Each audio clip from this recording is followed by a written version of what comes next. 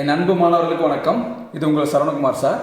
இன்னைக்கு கிளாஸில் நம்ம என்ன பார்க்க போகிறோம்னா இன்ஜினியரிங் ஃபிசிக்ஸ் 1ல் இருக்கக்கூடிய ப்ராப்ளம்ஸ் பார்க்க போகிறோம். Unit 1 SI units and statics அந்த டாப்பிக்கில் இருக்கக்கூடிய இம்பார்ட்டன்ட் ப்ராப்ளம்ஸ் பார்க்க போகிறோம். இது போர்டு எக்ஸாமில் ஏப்ரல் 2019 இந்த கொஸ்டின் வந்து கேட்டிருக்கிறாங்க.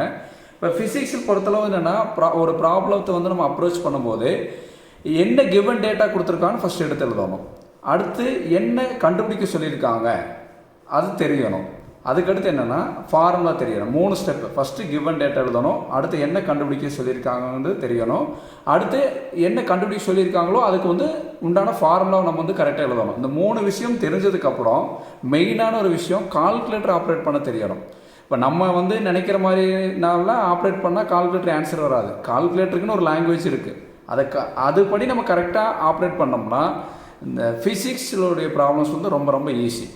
அதை எப்படி ஈஸியாக ப்ராப்ளம் சொல்லித்தரதுங்கிறது நான் இன்றைக்கி இந்த வீடியோவில் உங்களுக்கு சொல்லித்தரேன் உங்களுக்கு. அதுக்கு முன்னாடி நம்ம சேனலை சப்ஸ்கிரைப் பண்ணாமல் இருந்தீங்கன்னா சப்ஸ்கிரைப் பண்ணி வச்சுக்கோங்க. உங்களுடைய நண்பர்களுக்கும் வந்து ஷேர் பண்ணுங்கள். வாங்க ப்ராப்ளம் பார்க்கலாம். 2 forces 4 Newton and 8 Newton 2 force கொடுத்துருக்குறாங்க. ஃபஸ்ட்டு ஃபோர்ஸ் வந்து பார்த்தீங்கன்னா 4 Newton கொடுத்துருக்குறாங்க, 4 Newton. இன்னொரு ஃபோர்ஸ் வந்து 8 Newton கொடுத்துருக்காங்க. நம்ம கிவன் டேட்டா எடுக்கலாம். ஃபஸ்ட்டு ஸ்டெப்பில் எப்போயுமே என்ன எழுதலாம், கிவன் டேட்டா. ஓகேங்களா, அது ஸ்டெப் 1க்காக S1 போகிறேன். ஓகேங்களா, கிவன் டேட்டா என்ன பாருங்கள், 2 ஃபோர்ஸ்னு கொடுத்துருக்காங்க. இப்போ ஃபஸ்ட்டு ஃபோர்ஸை வந்து நம்ம என்னென்னு எடுத்துக்கலாம்னா Pன்னு எடுத்துக்கலாம். செகண்ட் ஃபோர்ஸ் என்னென்னு எடுத்துக்கலாம்னா Qன்னு எடுத்துக்கலாம். சரிங்களா, அப்போ P ஈக்குவல் டு எவ்வளவு 4 Newton, Qங்கிறது என்ன 8 Newton. 2 ஃபோர்ஸ் கொடுத்துருக்காங்க. Are acting at a point, ஒரு பாயிண்டில் வந்து 2 ஃபோர்ஸுமே ஆக்ட் ஆகுது. அப்போ வந்து அதனுடைய ஆங்கிள் வந்து எவ்வளோமா 90 டிகிரி. ஓகேங்களா, ஆங்கிளை நம்ம என்ன எடுத்துக்கிறோம், தீட்டான்னு எடுத்துக்கிறோம். தீட்டா வந்து எவ்வளோ 90 டிகிரி. 2 ஃபோர்ஸ் இருக்குது. ஃபஸ்ட்டு ஃபோர்ஸ் வந்து Pன்னு எடுத்திருக்கோம், செகண்ட் ஃபோர்ஸை Qன்னு எடுத்திருக்கோம். இந்த 2 ஃபோர்ஸுக்கு உண்டான இடைப்பட்ட ஆங்கிள் வந்து எவ்வளவு, தீட்டா வந்து 90 டிகிரி இது கொடுத்துருக்காங்க. இதுக்கு அடுத்து என்ன கேட்டிருக்காங்கன்னா ஃபைண்ட் த மேக்னிடியூடை வந்து கண்டுபிடிக்க சொல்லியிருக்காங்க. இவ்வளோ தான் கிவன் டேட்டா. நம்மளுக்கு கண்டுபிடிக்க சொன்னது மேக்னிடியூடை கண்டுபிடிக்க சொல்லியிருக்காங்க. அதுக்கடுத்து என்ன கண்டுபிடிக்க சொல்லியிருக்காங்க பாருங்க, டைரக்ஷன் கண்டுபிடிக்க சொல்லியிருக்காங்க of the resultant of the forces. ஓகேங்களா, அப்போ என்னென்னா 2 ஃபோர்ஸ் கொடுத்துருக்காங்க, ஆங்கிள் கொடுத்துருக்காங்க, நம்ம மேக்னிடியூட் டைரக்ஷன் கண்டுபிடிக்கணும். சரிங்களா, டு ஃபைண்ட் செகண்ட் ஸ்டெப் வந்து டு ஃபைண்ட் என்ன கண்டுபிடிக்கணும், மேக்னிடியூட் கண்டுபிடிக்கணும். சரிங்களா, அப்போ மேக்னிடியூடுன்னு என்னென்னா R வந்து கண்டுபிடிக்கணும். ரிசல்டன்ட் அதுதான் R கண்டுபிடிக்கணும். அடுத்து என்ன கேட்டிருக்காங்க, டைரக்ஷன் கேட்டிருக்காங்க. டைரக்ஷனையும் கண்டுபிடிக்க சொல்லியிருக்காங்க. டைரக்ஷனுங்கிறது என்னென்னா ஆல்ஃபா, ஆங்கிள் கண்டுபிடிக்கணும். மேக்னிடியூட்னா ரிசல்டன்ட் கண்டுபிடிக்கணும், டைரக்ஷன்னா ஆல்ஃபா அதாவது ஆங்கிள் கண்டுபிடிக்கணும். சரிங்களா, அப்போ இதுக்கு ரெண்டுக்கு உண்டான ஃபார்முலா தெரிஞ்சாலே நம்ம வந்து என்ன சால்வ் பண்ணிடலாம். சரிங்களா, இப்போ வந்து என்னென்னா ஸ்டெப் 2ல் இப்போ ரிசல்ட்டுக்கு மேக்னிடியூடுக்கு உண்டான ஃபார்முலா எழுதலாம். டு ஃபைண்ட் மேக்னிடியூட் எப்படி கண்டுபிடிக்கிறேன்னு சொல்லி பார்க்கலாம். ஓகேங்களா, இப்போ மேக்னிடியூட்னு என்ன கண்டுபிடிக்கணும், நம்ம R கண்டுபிடிக்கணும், ரிசல்டன்ட். அப்போ R equal to square root of P square plus Q square plus 2PQ cos theta. இதுதான் வந்து அதனுடைய ஃபார்முலா. சொல்லுங்கள் பார்க்கலாம். R equal to square root of P square plus Q square plus 2PQ cos theta. இது வந்து அதனுடைய formula magnitude கண்டுபிடிக்கிறதுக்கு. இப்போ நமக்கு எல்லா வேல்யூலும் தெரியும் பார்த்தீங்களா, இந்த வேல்யூ எல்லாத்தையும் இதில் சப்ஸ்டிட் பண்ணலாங்களா. இப்போ R equal to square root of இங்கே Pன்னு இருக்குது பார்த்தீங்களா, P வந்து எவ்வளோ கொடுத்துருக்காங்க 4 Newton. உள்ளே எழுதும்போது வேறு நம்பர் மட்டும் எழுதுங்க, 4 ஸ்கொயர் ப்ளஸ் Qங்கிறது எவ்வளோ கொடுத்துருக்காங்க பாருங்கள் 8.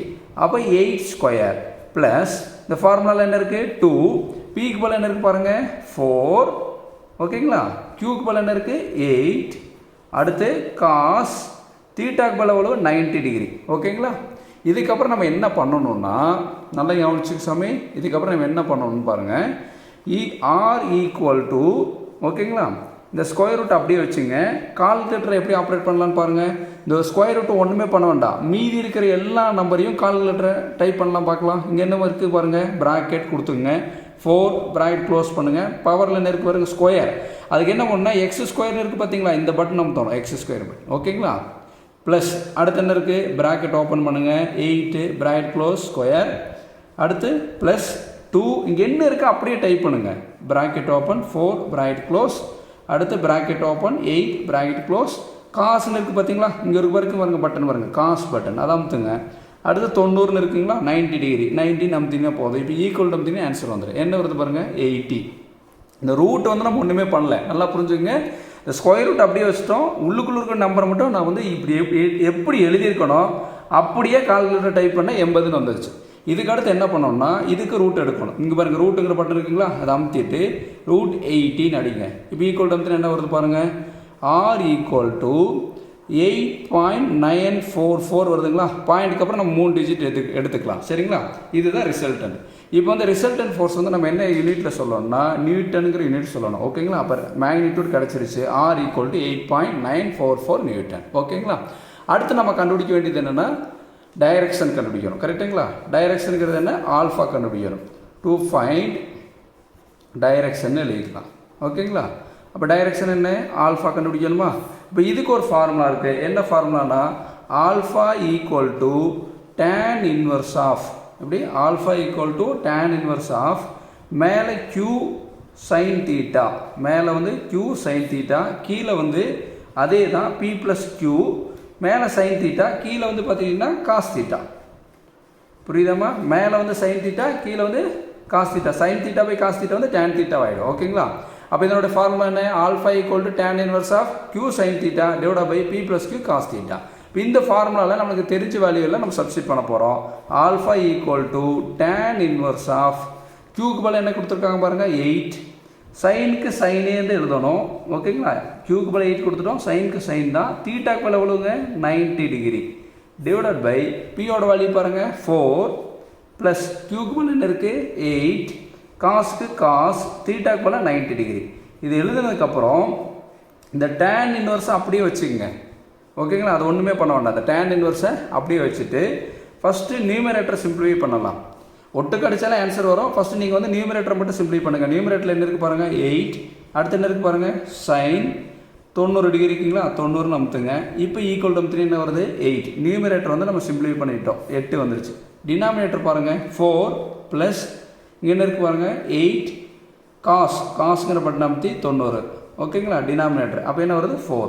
அப்போ 8/4 டேன் இன்வர்ஸ் ஆஃப் 8/4ன்னு இருக்குது. ஓகேங்களா, இப்போ இதுக்கு வந்து என்னென்னா இந்த டேன் இன்வர்ஸ் எப்படி போடணும்னு பாருங்களேன். ஷிஃப்ட் அமுத்தி டேனுங்கிற பட்டன் அமுத்திங்கன்னா டேன் இன்வர்ஸ் வந்துடும். எப்படி எழுதியிருக்கு பாருங்கள், அதாவது ஷிஃப்ட்டுங்கிற பட்டனை அமுத்திட்டு டேன் அமுத்துனா நம்மளுக்கு என்ன வந்துடும் டேன் இன்வர்ஸ் வந்துடும். ஓகேங்களா, அடுத்து நம்மளுக்கு என்ன இருக்குது பாருங்கள் ப்ராக்கெட் இருக்குங்களா, இந்த ப்ராக்கெட் கொடுங்க. நியூமரேட்டரில் என்ன இருக்குது 8, அடுத்து டிவைடட் பை டினாமினேட்டரில் இருக்குது 4, ப்ராக்கெட் க்ளோஸ் பண்ணிங்கன்னா என்ன ஆன்சர் வருது பாருங்கள் 63.43 வருதுங்களா, 63.43 வருதுங்களா. இதை நம்ம எப்படி எழுதலாம்னா ஆல்ஃபா ஈக்குவல் டு நம்ம என்னென்னா டிகிரியில் தானே சொல்லணுங்க. எங்கே பாருங்களேன் இந்த கமா மாதிரி இருக்குது பார்த்தீங்களா, இந்த பட்டன் அமுத்துங்க. அமுத்துனீங்கன்னு என்ன வருது பாருங்கள் 63 டிகிரி வருதுங்களா, 63 டிகிரி 26. அதுக்கடுத்து இருக்கிறது மினிட்ஸில் போடுங்க. அதுக்கடுத்து இருக்கிறது இதில் போடணும், மினிட்ஸில் போடணும். 63 டிகிரி 23 மினிட்ஸ்.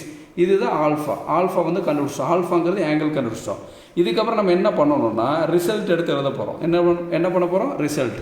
அப்போ ரிசல்ட்டுங்கிறது என்ன, ஃபஸ்ட்டு நம்மளுக்கு என்ன கேட்டிருந்தாங்கம்மா மேக்னிடியூட் கேட்டிருந்தாங்களா. மேக்னிடியூடுங்கிறது என்ன ஆர் கேட்டிருந்தாங்க. ஆர் வந்து நம்மளுக்கு என்ன வந்தது ஆர் ஈக்குவல் டு 8.944 நியூட்டன். ஓகேங்களா, அது எழுதிடலாமா. இங்கே என்ன வருது 8.944 நியூட்டன். அடுத்து டைரக்ஷன் கேட்டிருந்தாங்க. டைரக்ஷனுங்கிறது என்னென்னா ஆல்ஃபா. ஆல்ஃபா எவ்வளோ வந்தது 63 டிகிரி 26 மினிட்ஸ் கேட்டிருந்தாங்க. இவ்வளோதான், ரொம்ப சிம்பிளான ப்ராப்ளமாக. ரெண்டு ஃபார்முலா தெரிஞ்சால் போதும். ஒரு formula resultant formula R equal to square root of P square plus Q square plus 2pq cos theta. அடுத்து இன்னொரு ஃபார்முலா வந்து alpha equal to tan inverse of Q sine theta divide by P plus Q cos theta. இந்த ரெண்டு formula எழுதிட்டு தெரிஞ்ச வேல்யூவே எல்லாம் இதில் substitute பண்ணி கால்குலேட்டர் கரெக்டாக ஆப்ரேட் பண்ணோன்னா நம்மளுக்கு வந்து ஈஸியாக வந்து ஆன்சர் வந்து கிடச்சிடும். Thank you students.